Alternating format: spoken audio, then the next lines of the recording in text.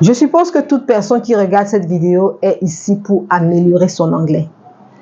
Comme toujours, vous êtes au bon endroit. Je suppose également que la plupart d'entre vous étudient l'anglais depuis la majeure partie de leur vie, mais vous avez toujours l'impression de ne pas être fluent. Maintenant, vous savez que vous êtes définitivement au bon endroit.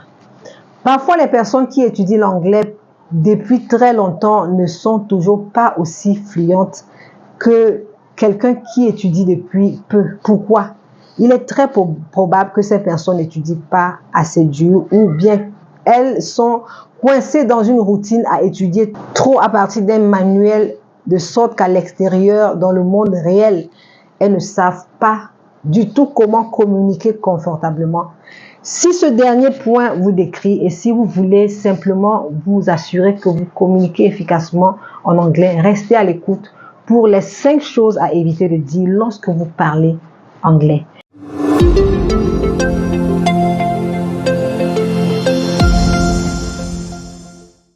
Première phrase, je ne parle pas bien anglais. Je ne peux pas vous expliquer combien de fois j'ai entendu les étudiants dire cela. C'est de loin la phrase la plus courante parmi les apprenants de la langue anglaise que j'ai rencontrés. Pourquoi ne devrait-il pas dire je ne parle pas bien anglais alors que cela pourrait bien être vrai? Chaque fois qu'un enseignant entend je ne parle pas bien anglais, ce qu'il entend en réalité c'est je n'ai pas confiance en mon anglais. Je ne veux pas faire l'effort d'être confiant. Donc, ne vous attendez pas à ce que je réussisse.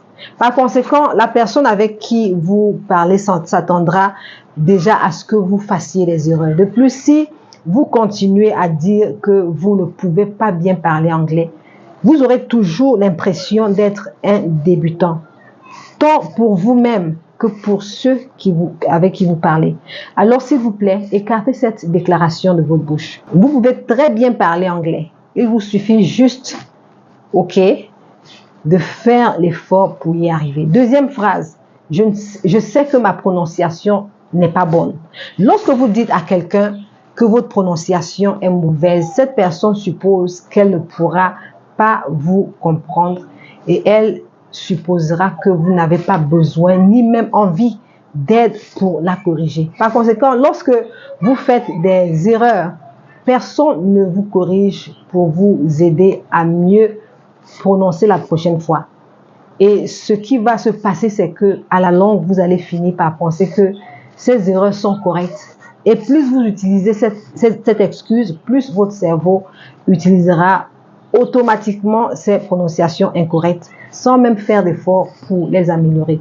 Cela rendra plus difficile la correction de vos erreurs à l'avenir. Il est donc préférable d'éviter complètement cette phrase. Troisième phrase, je ne connais pas suffisamment de vocabulaire.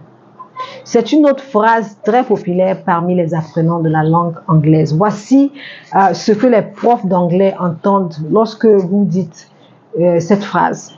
Ils entendent « Oh, je ne sais pas comment m'exprimer avec les mots de vocabulaire que je connais déjà. » C'est dangereux de continuer à dire cela car si vous le répétez suffisamment de fois, votre cerveau va le croire et vous n'utiliserez pas le vocabulaire que vous connaissez en réalité. Pourquoi? Parce que vous continuez à dire que vous ne connaissez pas. Vous perdez confiance en vous-même. De plus, la personne avec qui vous parlez supposera une fois de plus que vous êtes un débutant. Vous ne pouvez pas lui donner cet avantage-là. Car si vous êtes constamment considéré comme un débutant, si vous dites constamment que vous ne connaissez pas le vocabulaire, vous resterez frustré. Après tout, il y a des milliers et des milliers de mots de vocabulaire à apprendre. Mais en moyenne, même les locuteurs natifs de l'anglais n'en utilisent qu'environ 2000. Il y a toujours quelque chose de nouveau à apprendre. Alors, n'abandonnez pas et n'utilisez pas cette phrase qui dit « je ne connais pas assez de vocabulaire » comme excuse. Quatrième phrase à éviter, un tel est meilleur que moi. Ou alors, je ne serai jamais aussi bon qu'un tel. La comparaison, c'est dans la nature humaine.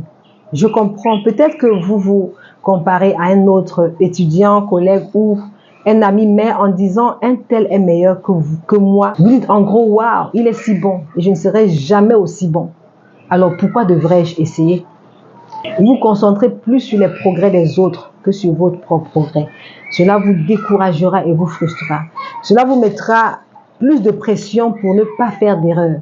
Mais tout le monde fait des erreurs, donc dire un tel est meilleur que moi ne fera que vous frustrer davantage lorsque vous ferez des erreurs. Car maintenant, votre cerveau a cette sorte de mentalité de compétition et cela ne devrait pas être le cas.